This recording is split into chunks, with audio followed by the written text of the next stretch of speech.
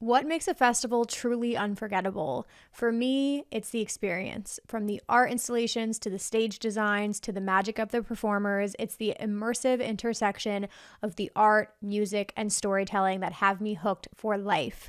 But what goes into crafting these reality bending experiences? In this episode, we are diving into the world of experiential design with the one and only Nova Han, the creative visionary behind Electric Forest's iconic production, Hello Dream Emporium, and fan favorite events like Halloween and Lost Lands, to name a few. With over 20 years of experience, she's worked on everything from Coachella's Do Lab stage to the Super Bowl, redefining what's possible in live events. Get ready for an inside look at how she brings dreams to life and transforms festivals into unforgettable adventures as the creative director of Electric Forest.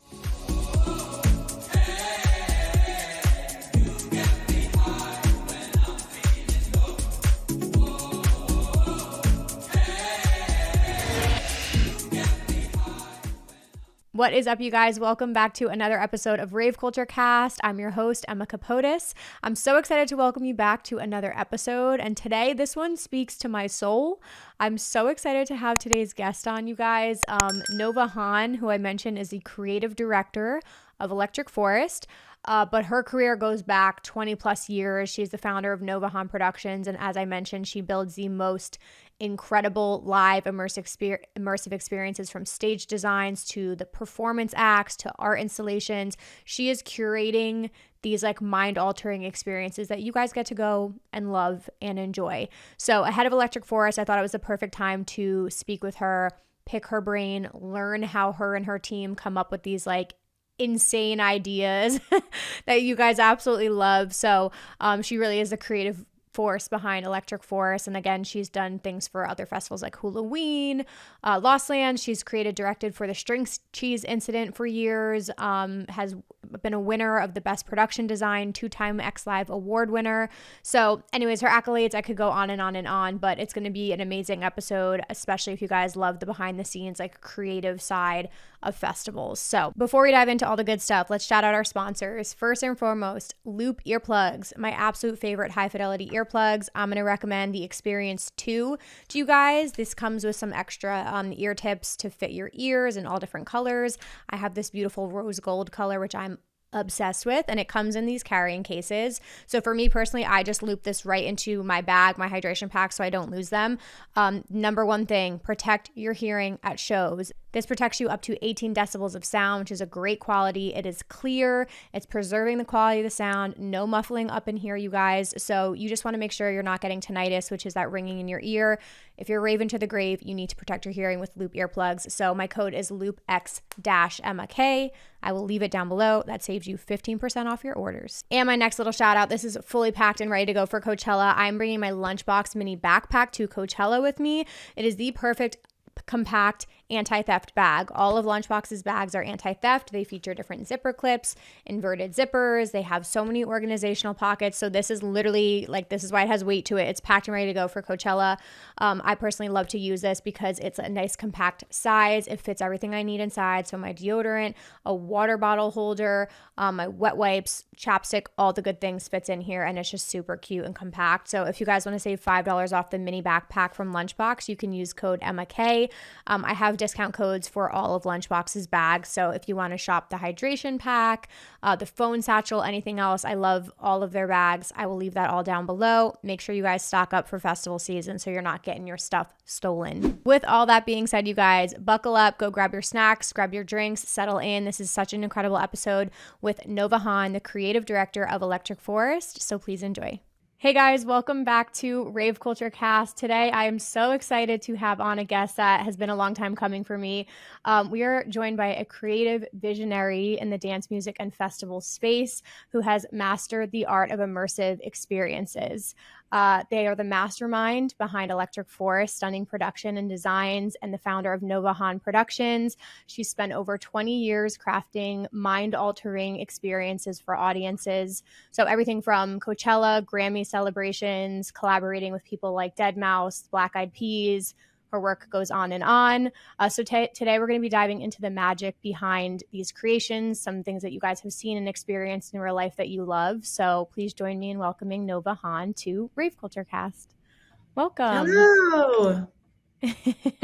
Thank you so much for being here today. How are we feeling? Feeling pretty good, a little foggy brained, but we'll get there. Yeah. I mean, we're kind of getting close. Like I feel like festival season has definitely like started to ramp up already, but in your level of work right now, like where are we in the year? Are things like really starting to pick up and get a little crazy, or is it just crazy year round for you?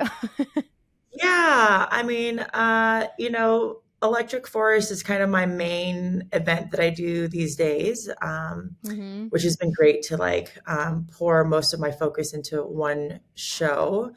Mhm. But yeah, so we're in that time frame now where everything is firming up. We're starting to push everyone to contract, getting all the details in. It's really kind of what my one of my co-producers said. She's like, "This is my EF hell week," and that's basically like her just trying to like button up all of the little details to make sure that we Mhm. get our contracts correct and that all of our artists get paid and are ready to start rocking and rolling, building and making things. Mhm. Amazing. And it looked like you still had like castings open, right, for performers and things like that. Is that still going on as Right. well? We actually are doing it later this year than we normally do. So if this comes out before the 26th of April, I don't know when it normally does, It'll be the out next 26th week. and Yep. 27th. Oh, sweet. Okay. Yeah. 26th and 27th of April, we're doing auditions in Chicago and Detroit. Chicago the 26th, Awesome. Detroit the 27th. And then people can also submit via video. And if you want more Mhm. details on that, you can see it on one of my posts on Instagram, Novahan, Amazing. Novahan. Sick. Oh my God. Yeah, guys have to get out. If you're in those cities, or even if it's worth traveling to, if you want to get into this space, go audition and show off your skill sets. But I'll share like all the links and resources down below. Just a quick backstory for everybody listening, because this is like truly a passion of mine, what we're going to talk about today. It's something I'm like very much getting into career wise. But I discovered Nova through the EF Radio podcast. I think it came out in 2022 because I was in the Electric Forest Creator Program that year, and we're kind of like doing some work with them. And I just listened to it. And when you described that you were the creative director and you started talking about experiential design, I guess I maybe just hadn't heard about experiential marketing yet or hadn't gotten there. And it just like clicked in my brain. And I was like, that's what I want to do. I think that's what I want to do with my career. I want to get into experiential marketing and design because I'm the senior community manager for Beatbox Beverages. We're one of the alcohol sponsors for like Live Right. Nation. And I've had the podcast. So I've done so much like community building and social media, but as I'm like getting more and more into my career, the experiential side is getting like very interesting to me. So that I'm going to be picking your brain so much today. But that's how I found Nova. And then going through like your website, everything you've worked on, like, a 20 plus year journey, like all the hard work and dedication that you've had to get in here, like we can only scratch the surface today. But I'm just really excited to tell your story and just have people learn from you and kind of like soak up information and talk about the things that excite you the most. So I just wanted to give that like backstory of how we kind of got here. But if we could take it back to the beginning, just kind of tell us a little bit about yourself. Where are you from? What did you study in school? And sort of like maybe some of your first live music experiences that you've had. Yeah. Well, I'm from Los Angeles. I went to school at UC San Diego for both theater and econ. They didn't have a business degree. I would have done business if they had one, but Mm-hmm. just did econ and thought, let me just exercise both sides of the brain, which in this industry doing what I do is definitely both sides of the brain. I'm a Mm-hmm. quote unquote creative director, but I feel like I'm only creative like 5% of the time. And like 95% of the time, it's really about logistics and producing and Mm. figuring out how to make stuff happen. So that worked out for me in the end. Yeah. I've never had to show my degree though. Yeah. For those debating going to school and paying a lot of money for an education, never Mm-hmm. once have I had to show my degree, but worked on how to exercise the mind. And for shows, well, let's see. I guess so. I went to well, God, let me try backing up here. So all the way from junior high through college, I was a competitive cheerleader. Okay. I actually the movie Bring It On, where they do all the crazy stunts, that was Yeah. actually my team that did all the stunts. I used to be a No flyer, way. and then I used to coach like nationally ranked cheer squad. So like I was really good at creating like routines, floor routines, and like I Mm-hmm. had an eye for precision. And after I graduated college, I really wanted to get into a party, a New Year's Eve party for free. And, you know, classically broke out of college, did not Mm-hmm. have the money to go to this New Year's Eve party. So I was like, why don't I just like say that I'm going to bring a show, a performance? Why not? Like, I'm just going to get all of my friends in for free and we're just going to do a fun little performance. And it was, you know, not my company. It was actually another woman's company, but I was there to help, you know, design and build out the show. Anyhow, did it and did not think much of it after that. But I guess we made a splash and then we started getting booked. And then within the first year, we booked this big festival at the time called Vegas. We booked Coachella. I think that was the year we also did the Emmys. It Wow. was kind of crazy. It was just like did not did not think it was going to go beyond the New Year's Eve show, and little did we know we were kind of filling in a hole that needed filling. So there we were. Interesting.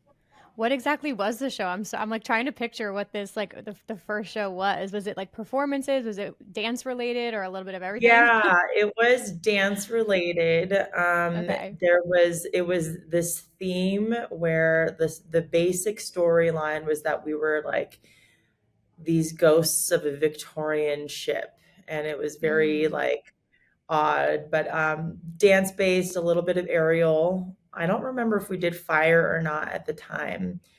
But you know, back in the day, like now you can go to aerial school, you can go to fire school, but back then, mm, like there were no schools for that unless you were a hardcore circus person in Russia or in Montreal. Like you interesting. could not go to school for those things. So we really had to like make things up.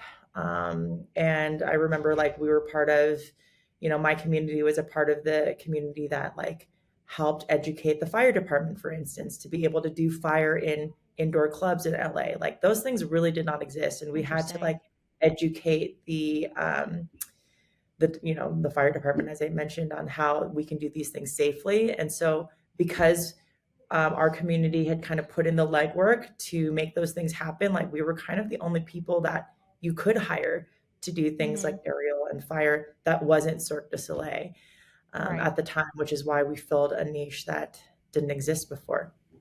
Interesting. Okay. And then with the festival side of things, like or all of these, I mean, experiences, did they just naturally fall into your lap? Were there like connections that you had to that? And was there one of those experiences that stood out to you? Because obviously now you're working more in the festival space, or did you kind of enjoy curating experiences for like a variety of different types of events?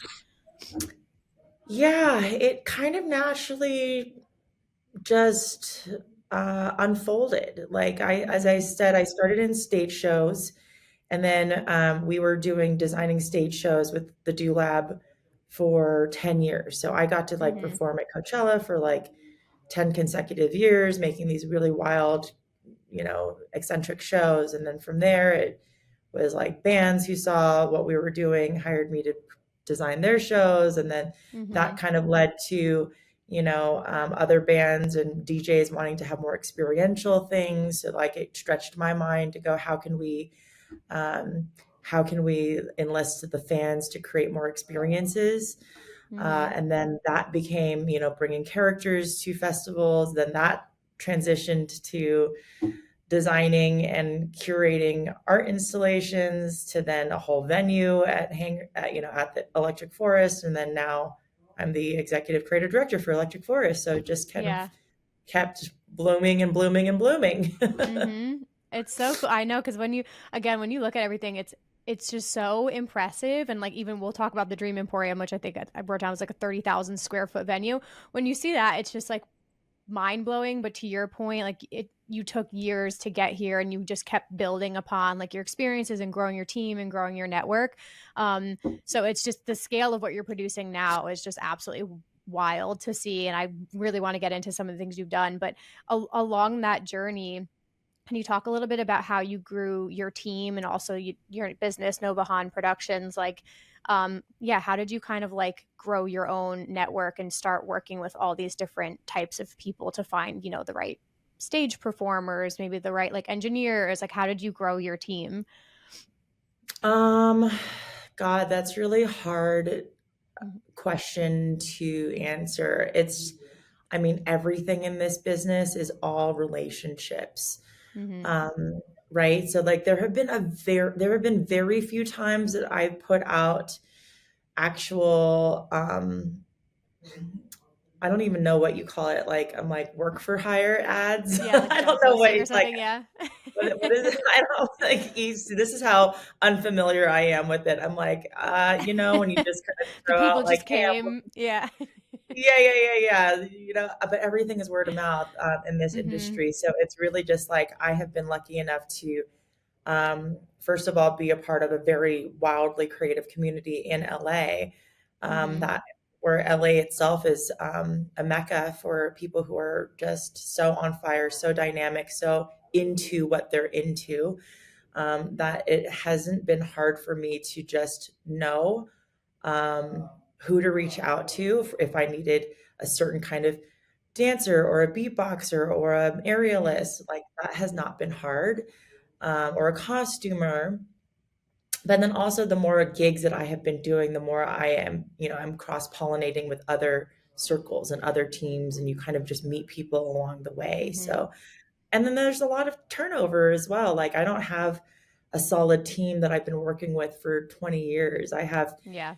very few people that I have, consistently been working with for maybe 10 plus years. There's like Right. two or three people I could name. Outside of that, it's just like, it's an events industry, it's a gig industry where people Mhm.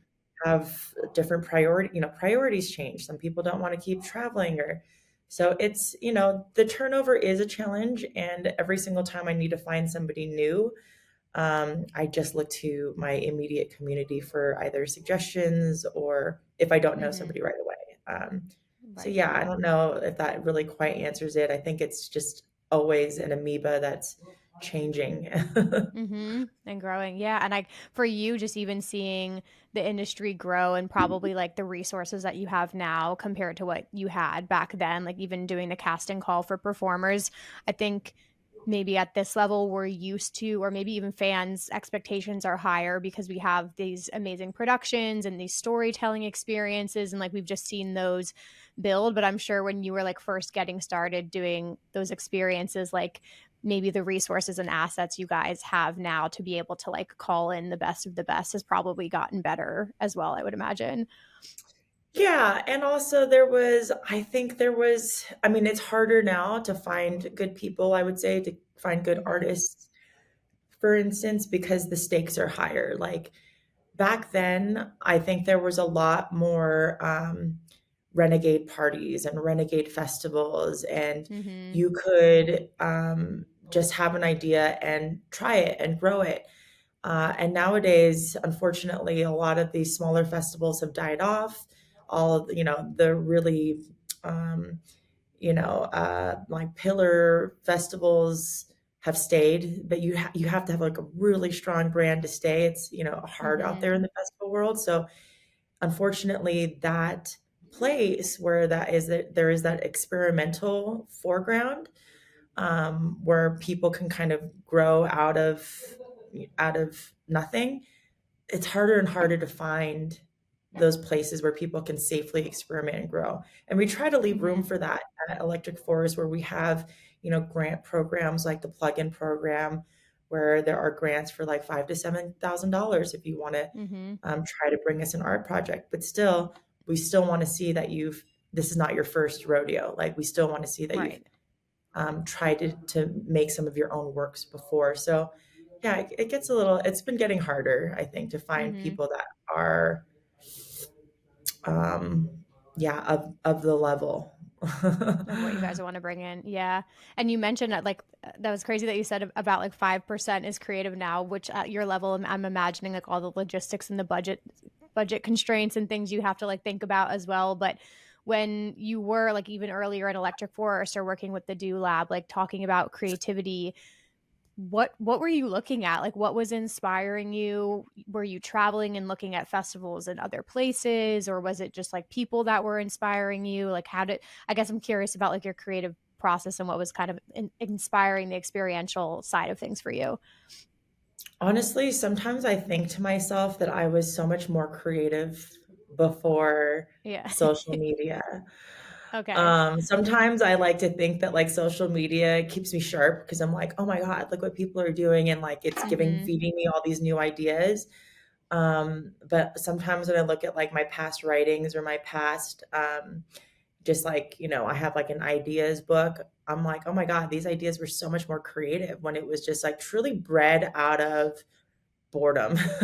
Mhm. Out of, like, sitting around looking at the ceiling, it's God, like, when was the last time you just, like, laid in your bed and looked at your ceiling before you got up and got breakfast? Mhm. You know what I mean? Like, Yep. I think in those quiet moments, that's when I was, ideating some of my best stuff, but also, I mean, I think nowadays, like, and maybe this is just me, but I feel like we're so insular nowadays. We're like coming up with our own ideas kind of in our own little bubbles. But like back then, there was so much more like um, there were so many more people just sitting in a room, like sitting in a room, Mhm. spitballing ideas, and like so much good stuff comes out of that when you're actually collaborating and everyone is just kind of ideating in the same room. I feel like it's more Mhm. rare that that happens these days. But I Agreed. also feel like that's where some of my best ideas came from was when it was, a ball that got kind of passed around through Mhm. several different people where we're constantly kind of shaping this ball of clay until it becomes a well formulated idea. Sure. Yeah, no, I couldn't agree with you more. We just had our summit, our team summit in Austin last week because Beatbox is based in Austin. And we say that all the time. We've tried to do virtual summits and most of us are remote, but we always say like we just come back to needing to be together in person, even if it's for 2 days, because that's just where we do the best work together and the in person energy is kind of like unmatched. Not that I want my remote work to go away. I love working from home, but I Same. agree with you on that. It is a completely different energy when you're in person. So for you working, I want to get into Electric Forest, but even just working with some artists like on their projects, how did that creative process differ from like maybe curating a stage design or a show versus you're working with a singular artist like String Cheese Incident and you're planning out their show? Yeah, it depends. It really depends on the artist. With String Cheese, I have been so blessed that um, I had full carte blanche. They didn't, I actually in some ways wished that they gave me a little more in terms of what they wanted direction wise. But I think for them, it was just easier for them to like be like, just do what you do. We're going to show up Mm-hmm. on day of show. And it was literally like that. It was like Wow. they would show up on show day and then I would tell them what was happening that day. Wow. That's awesome. There were a couple of band members that did know, one or two that did have a little bit more of an idea of what was happening, especially because they would have to like create the music composition for it. Mm-hmm. Um, but for the most part, the rest of the band did not know what was happening with the show until they showed up and they saw it happening on stage. Wow. That's Um, crazy. My type A personality could never. I'm so like such a. I'm so type A. Like I would be like I need to know all the details, but that makes it fun because they're experiencing it live with the fans. So I love that. yeah, and it was great for me because I could really just go there. And Mm-hmm. then there are some other bands, of course, that definitely want way more involvement. But for the most part, like usually how it happens is I ask for a budget if they have one, Mm-hmm. and ask if they have any like broad ideas of theme or whatever. And if they don't, then that's fine. I'll just bring it to them. And then usually I'll bring a whole menu of things with general price points Mm-hmm. of what each item would cost. And then we kind of like play it like, um, sushi when you order sushi, like, Mhm. and you kind of tick off the things that you want. Yeah. And we just kind of do that, until it fits the budget. So it's, not a severely complicated thing. Sometimes, things don't work out budgetarily, like where I'm like, oh, that should be a $20,000 thing. And then, something happens, tariffs Mhm. or whatever that throw off the number. And then we have to kind of negotiate what needs to stay or go. But that's basically it. It's not, Mhm. incredibly So cool. For complicated.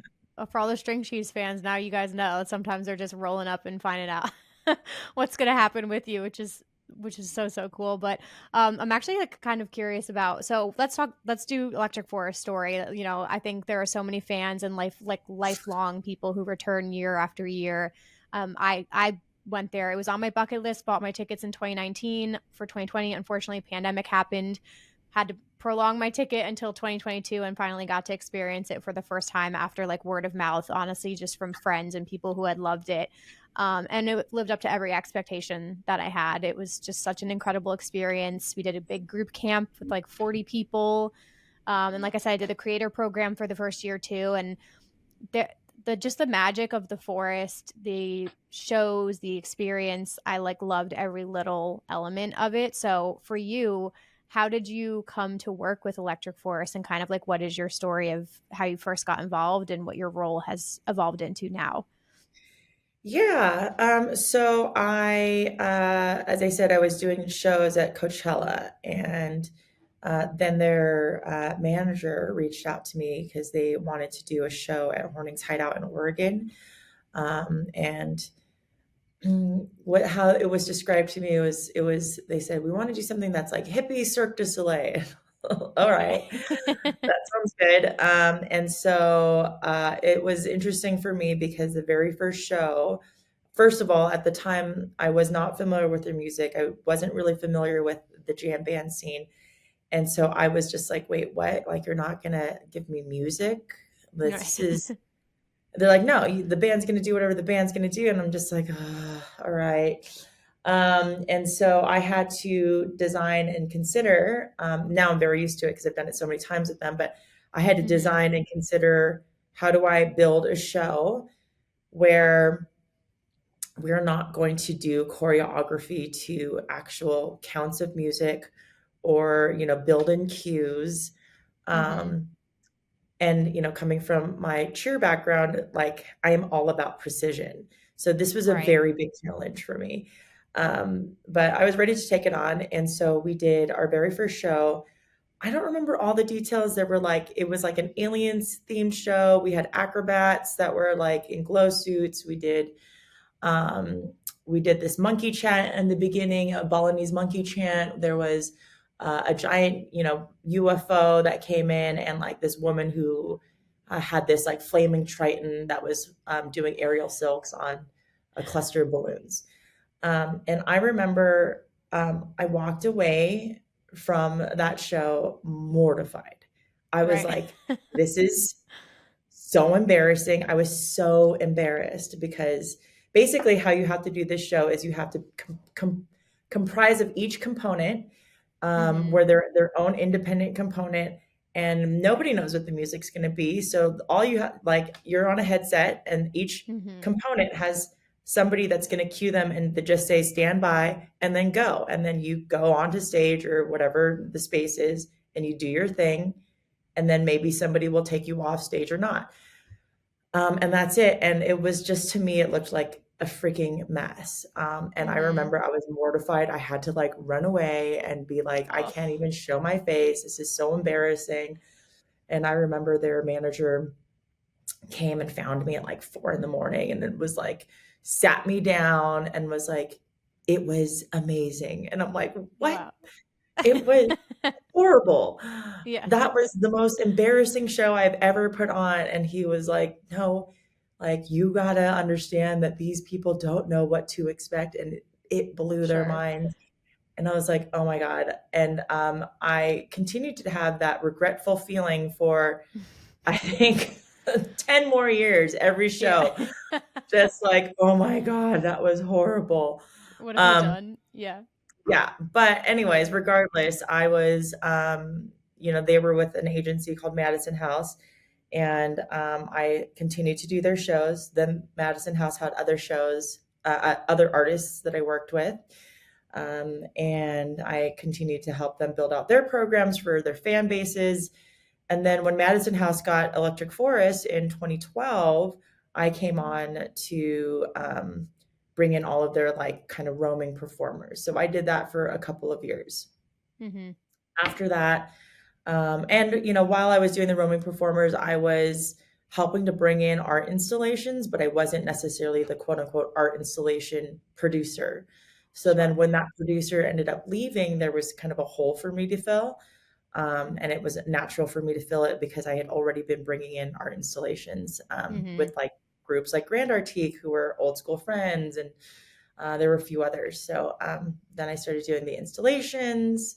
And actually, the first year that I became an installation producer there, I also produced the Hangar, which was So the good. craziest year. That was Yeah. 2015. The Okay. first year we did the Hangar, and for those of you who don't know the Hangar, it's basically like a 1940s small town. Mm-hmm. It had over 200 character actors, and the first year we did it, it nearly broke me. It was like the whole Jeez. area that we were building it on was a swamp at the Mm-hmm. time. Like, I have pictures of us literally putting it on floorboards over a Oh my giant mud God. pit, Yeah. and it was a nightmare, and we got it Mm-hmm. done. And again, it was that feeling of this was the worst freaking thing. I am so Right. embarrassed. And the exec producer was like, it was amazing, and Right. we're growing, and don't worry. And yeah, and I think it's only until like the last couple of years have I finally given up this like pursuit of perfection and just the acceptance of what is, and Mm. not bringing all my shame to it. Sure. Just like let it be. Once it's created, it's out there. Now it's for the fans to experience and enjoy. But when you're walking through these experiences, like the first year the hangar happens and you're so nervous about how it's going to go, are you, is it registering like when you're seeing the fans' faces, like that they're enjoying it and like they don't know everything that went into it and they're loving it? Or are you just still like a perfectionist and you're like, nope, nope, didn't end up how I wanted it to be? It's both. It's both. I Yeah. definitely can see the fan experience, and that is very rewarding when people Mm-hmm. walk through an experience and they just love it. And there's, oftentimes so much magic that happens that you didn't plan for, and that's the best. Mm-hmm. When people create their own magic in your space, that is the absolute best. Um, and then I think it's like the curse of the creative, this happens to everybody who is a creative. Mm-hmm. There is the pursuit of what you're aiming for, and then there is the reality of what happened, which is restricted by um, budget, resources, talent, etc., the capabilities, whatever. And then there is that gap between what you aimed for and what was achieved. And I Right. think that is always the curse, is like staring into the gap versus like having the appreciation of what has occurred and what was created. Mm-hmm. And then hopefully as you get better at your job, that gap is smaller and smaller and smaller. Right. Um, but it's never not there. It's always there. Right. And I mean, this many years into like 13 years into Electric Forest, you said like you're kind of getting more like settled and comfortable. Where do you feel like you're at right now? Like, do you feel like I'm just getting started? We have so much shit still to do and still to conquer? Or are you kind of like, I'm really, really proud of where I'm at? And like, because I know the Dream Emporium, I have not gotten to experience that in person yet, but you ended up switching the hangar over to this Dream Emporium space, which is, from what I've seen, absolutely insane.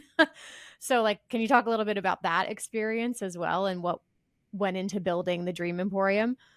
Yeah. Well, it's always so funny when you change something, right? Because people, Mm-hmm. they have so much nostalgia for what was there. Like, there are still Right. posts on Reddit that are like, bring back the forest stage. And I'm like, I'm pretty sure, you guys, that the honeycomb is way more poppin' than what the forest stage Sure. was. Yep. But, there's always that. So, like, I knew that there was going to be all of this backlash for us getting rid of the hangar and bringing in the Dream Emporium. But for me, it was like the hangar had been there for 5 years and we had grown it. The hangar was actually, I Mm-hmm. think, bigger than the Dream Emporium, maybe like 45,000 square feet, Wow. Okay. which is crazy when you think about like it goes from dirt to that in 3 weeks. Right. And, and, and I knew we were going to get some backlash, but I wanted to pull off the restrictions on what we had to build into. I felt like after a while, it was like 5 years of the hangar, or maybe more. I can't even remember. I think it was 5 years. Um, there's only so many things you can do in a small town in the 1940s. I think Mm-hmm. we had explored every possible thing Yeah. and more. Like I kept pushing for more ideas. It was like all of a sudden, like the idea of the matchmakers, I forget, depot happened, which is basically like Mm-hmm. analog Tinder and like matchmaking people and like things that were just like, pulling out of my butt of like new ideas. And I was just like, I don't want to keep stretching like this. Like, I want to create a space where like literally anything can happen. I'm not, Mm-hmm. in this boxed timeline. And so, yeah, that was the start of the Dream Emporium. And and as is true with anything that happens for the first time, you have your growing pains. So like I think that the first year, like we definitely found our growing pains with crowd flow Mm-hmm. and just looking into what works and what doesn't work. And also it's a lot of education to educate the people who are building these things. What is it? The actors, what is it? Like Mm-hmm. it's so hard for them to know what it is until they finally see it, no matter how many Right. times you've explained it, shown them the mood boards. And then by the time they finally understand what it is, the show is over. It's like you've Right. only had 4 days to be in it. Yeah. So naturally, it's going to get better every single year. So last year, then it was like a massive upgrade once we kind of helped fix the crowd flow problem. Mm-hmm. That was a huge upgrade in itself. And now this year, for its third year, I'm really hoping that we're going to start to find that it gels a little bit more, Mm-hmm. where like the characters start to find their personality, they understand the world a little more. Even things like the costumers, like they understand like the look that we're going for a little bit more. So yeah, every year we just hope that it grows. And I don't know that like at this point, I'm like, I don't know that I'm going to change it anytime soon, just because I feel like Mm-hmm. the Dream Emporium, anything can happen now. Yeah. It like literally anything. So long as Mm-hmm. it's surreal enough, I want it to live there. Yeah. Do you have a favorite? Because I've seen a couple clips in here and there, and I want people to discover the magic on their own and not have too many spoilers. But given that there's a lot that goes on in there, do you have a favorite part of the Dream Emporium or favorite like interactive element? I don't know that I have a favorite. I think that, the car wash has been really popular. Mm-hmm. And that's been fun to give people like a little ride moment that hasn't really ever existed before. Mm-hmm. Shout out to Suzanne and Brian Dean who put that together. And then I really like I thought it was really kitschy how to get into the secret room last year, where like you basically got into this back alley at one point out of this weird art gallery, and then you had to enter a dumpster. And once you were in the Yeah. dumpster, and a rat like took you into the dumpster, and once you were in the dumpster, the floor spun out and it turned, and then you were in like a really beautiful magic bar. So So I sick. thought that the That's crazy. contrast of that was really fun. That's so fun. I'm picturing you guys having these conversations like in a meeting room or something like that. But then, yeah, like for the first time, like trying to explain it, and it's like, yeah, it may not click in people's heads until they fully see it in person and actually get to experience it. But it's crazy. I feel like these experiences. I did my first Meow Wolf in Denver this past like September, and even seeing like that in person, I was just like, don't know how to describe this to somebody who's never been before, because it's just so many different like twists and turns. Every door you open brings you to a Okay. different world. It's Story of crazy. my life. I'm Yeah. like, I don't even know what to put on my website. I'm just like, I don't Yeah. know. It's so much.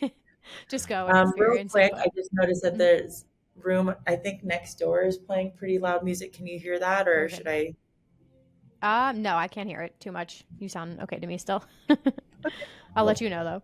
And then so I guess just fan engagement wise, you touched on something about just like comments on Reddit. So obviously you guys are seeing things like that. How do you balance kind of like I mean, do you take anything like that into consideration, or do you really try to just like curate the best experience for them, knowing what they like and don't like at this point, or do you actually take into consideration some of the feedback they give you guys? Yeah, we definitely take into consideration anything that's like a good idea. Yeah. There are, there's always going to be complaints, and I don't really Mhm. like listen too deeply to the complaints unless it's like Mhm. overwhelming and it leads to ways that we can improve things. Sure. So, like for instance, there was a lot of people that really wanted shade at Tripolee, so we brought shade to Tripolee and Sherwood Court. Mhm. And and then there are times where people get really upset when we try to like try something new. And Mhm. I think there's also like forgiveness of like, not everything is going to work. People were Mhm. so unbelievably mad about the umbrellas being gone Yeah. in the main Yes. walkway. And it was like, okay, we're going to change that. And Yeah. also, like, I think there is, I think there's like a mentality of like, that I would like to share, which is don't get too caught up on anything. The beauty is Mhm. that things change. And sometimes things are going to be well received, sometimes things are not going to be well received. But the Yeah. ethos is that this is a living and breathing space that is always going to be morphing and changing. And you may not Mhm. like every change, but the beauty is that it does change. The Right. last thing that we want to do is to have so much of it be the same that like you're not getting to have new experiences as a fan base. Right. Yeah. No, I remember the umbrella conversation well. People get so heated. It's like hard to balance this like I feel like fans' expectations have gotten higher. And some things are warranted, but to your point, I think, other things just you need to like let yourself be surprised and kind of like be open to change, because you never know, like you might end up loving something more. Um but it's just been amazing to see the growth and like how you guys have like leaned into all the magic that the actual forest as a venue provides as well. Can you talk about any other elements, maybe within the forest, of like you mentioned the Grand Artique, which is a really cool space, the Honeycomb, which like how that is built into the forest is beautiful. Some of my favorite discoveries were just exploring in the forest and seeing like the fairy doors. I think there was one like blacklight station called the Creation Station. That was one of my favorite things throughout the whole weekend. I loved that. Yeah, any other like favorite elements kind of like within the forest that you love to explore? I love that you shouted out the Creation Station. That one is like Yeah. was one of the first things I did circa 24 Oh, I or loved 15. that one. I don't even remember. Yeah. 14 maybe is when we started that. But I actually really love that space because I like that it gives people something to do that are maybe, more introverted or just need some time to chill out. And I think Hmm. that's like really important is to find ways to keep people engaged that are in any kind of emotional, energetic space. You're not Hmm. always going to want to be in total rage town or trippy town or whatever. Like Hmm. sometimes you just need to take a break. So I think some of those experiences I'm really appreciative. I love, for the same reason I love the Jardín de Sueños from Tigre, who RIP Tigre, the artist who built Hmm. that. Um, they put so much intention actually into the way that the path is built out in that Hmm. area. Um, where it really is meant to embody like both the shadow and the light side of the goddess. And I wish I actually could explain it more deeply. But Tigre is one Mm-hmm. of the most intentional artists that I've ever met. So I'm so grateful that we have one of their pieces. And other things that I love, gosh, it's hard to say. I mean, there are Mm-hmm. just so many things. There's so many things. You I just got to can't really discover pick it. any favorites. Yeah, no, that's okay. I mean, one other topic you touched on, which I've kind of been figuring out a little bit more through work and like the festival activations that we're planning with Beatbox.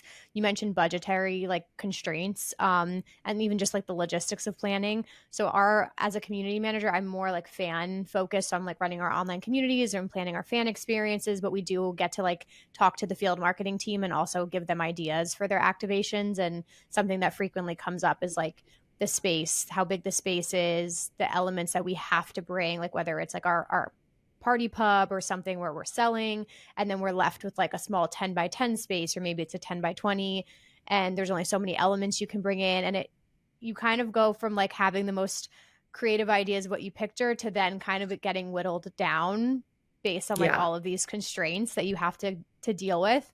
So how do you guys balance exactly that, like taking your ideas and all these amazing things people are pitching, but then like actual reality of what you have to work with? Like, how do you guys balance that?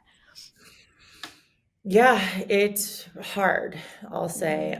There's always so much that we want. And then when we put out our RFP, our request for proposals, we always get so many great ideas, and there's only so much space. Mm-hmm. Like, really, we only have enough budget and enough space for like maybe a couple, 2 to 3 new artists a year in different Mm-hmm. areas. Meaning like the Dream Emporium and the Forest and wherever else. So it's hard. I mean, it depends on the area. We have producers in different areas. There are like the install producers at the Forest. I have my own producers over at the Dream Emporium. We have our decor team. We have Good Life team. So really it's like, and I think I have like the oversight of the entire festival, like where are all of Mm-hmm. the proposals that are coming in. And I try to at least put all the proposals in the right areas that I think they're going to be best suited. But at that Mm-hmm. point, it's really a conversation between myself and my co-producers of what we think is going to be the best fit. Um, yeah, and Mm-hmm. it's months and months of us discussing between the budget, between the space, between what is viable and easy to do. There are a lot of other considerations that go in. How big is the team that's coming in? Because that also takes a big impact on our staff camping, our catering, Mm-hmm. the flights that we're buying to come in, the transpo.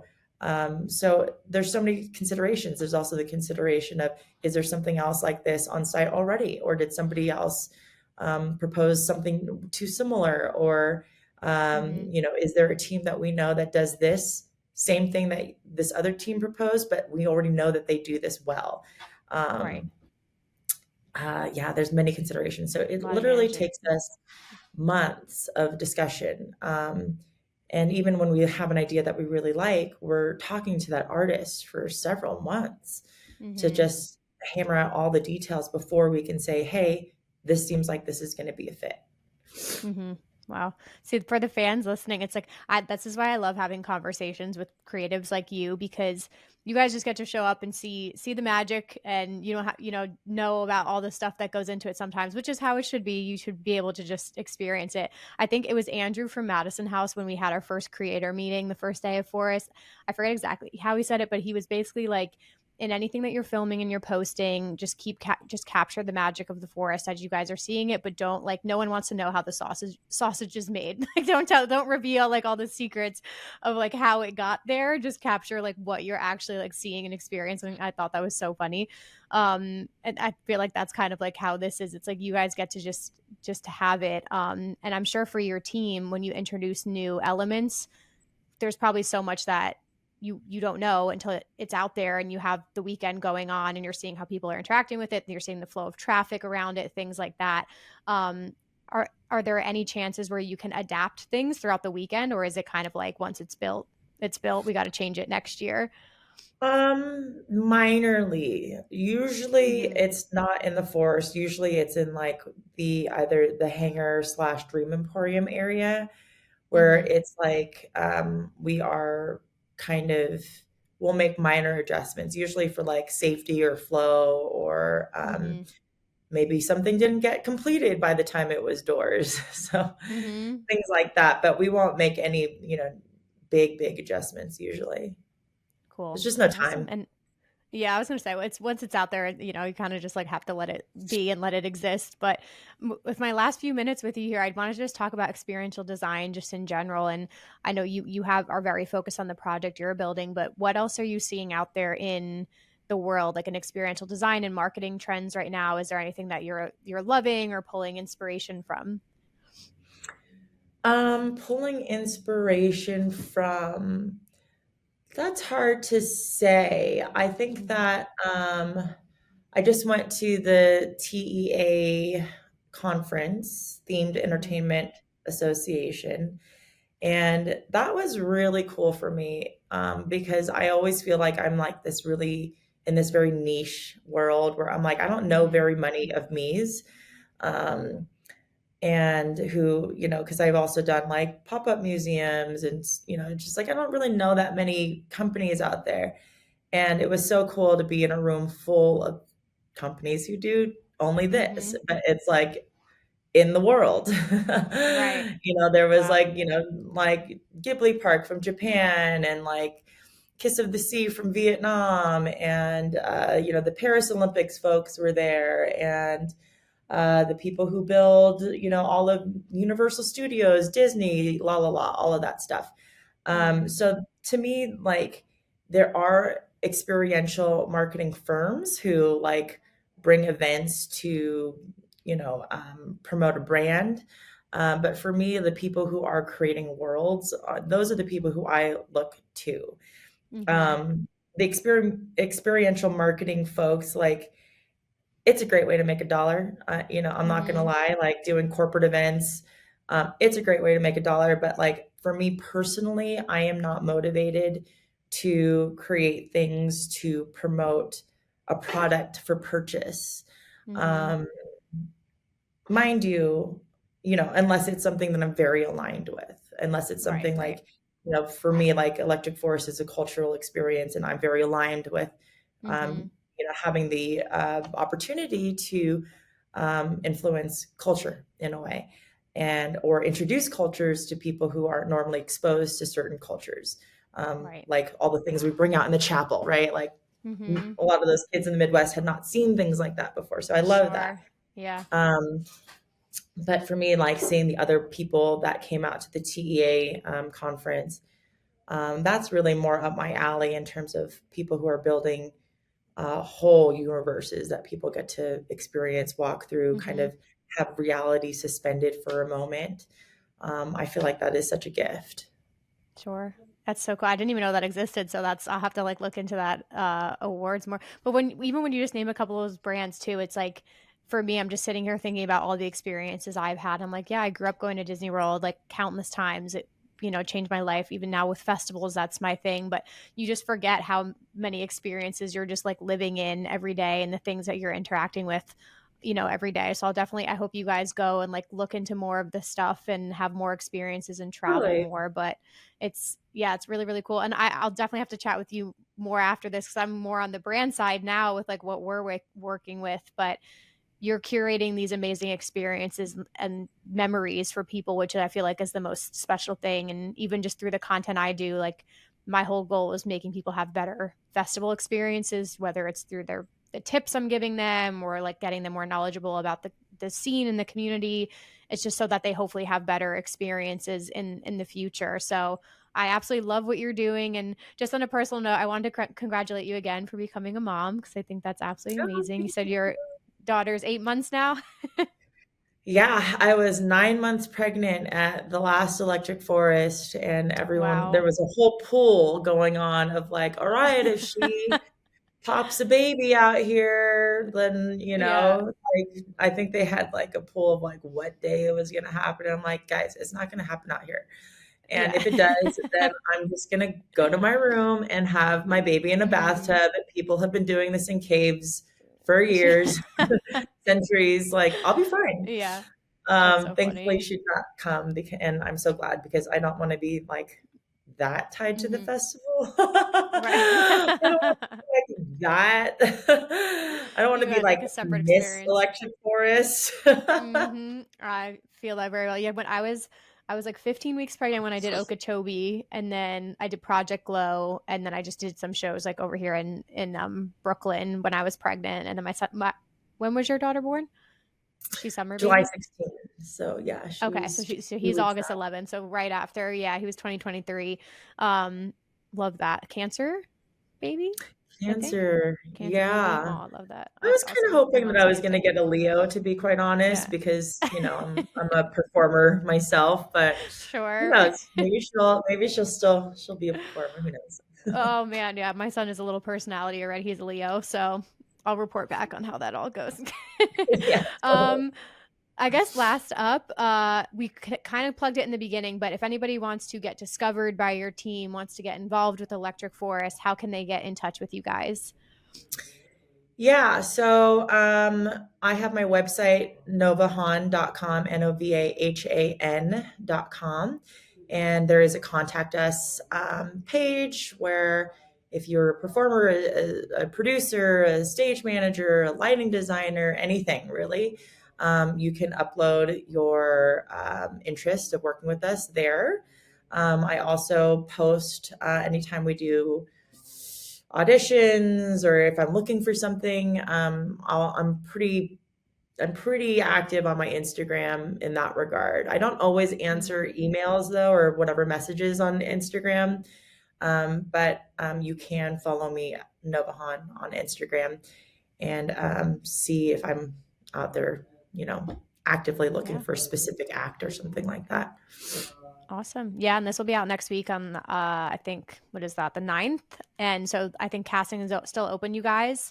If you guys want to be performers at Electric Forest, which is really cool. And then my last question for you, I know going into every year is different, and I'm sure you have all kinds of different experiences and highs and lows, but going into Electric Forest 2025, what would you say are your intentions this year? What do you hope to get out of EF 2025?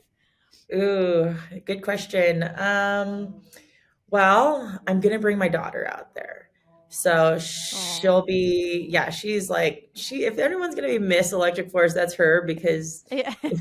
she was nearly born there and she'll be there for Mhm. her first. So I think my intention is to uh, keep the vibes high because I don't need to be stressing out the little babes.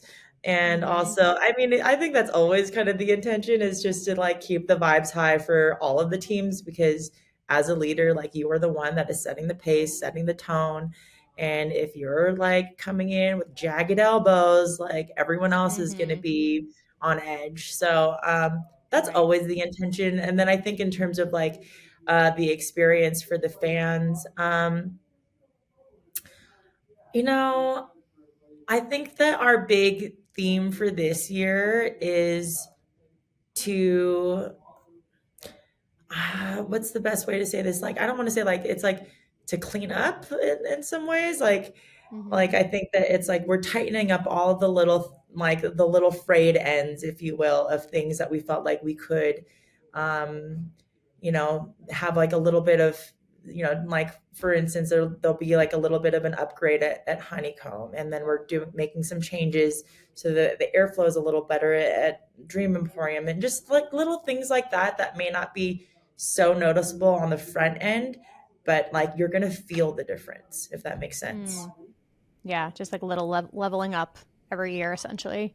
So cool. Yeah. Yeah, it's that's amazing. Congrats again on having your daughter. I feel like the energy definitely shifts and priorities shift, but it is yeah, it's crazy when you have like your little one with you, just how that changes things. I feel like my priorities and just respecting my own time and boundaries has gotten a lot better since having my son, just because I'm able to say no to a lot more to respect my time with him. That's a side note, but I'm so excited to see everything that you do. Again, thank you so much, Nova, for coming on Rave Culture Cast. Guys, I will leave all the links Go give a follow. Check out Electric Forest this year if you haven't been before. It's a life-changing experience and you guys will love it. Go check out my vlogs.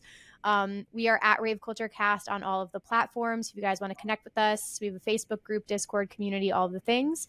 And I will see you next Wednesday with a new episode. Bye, guys.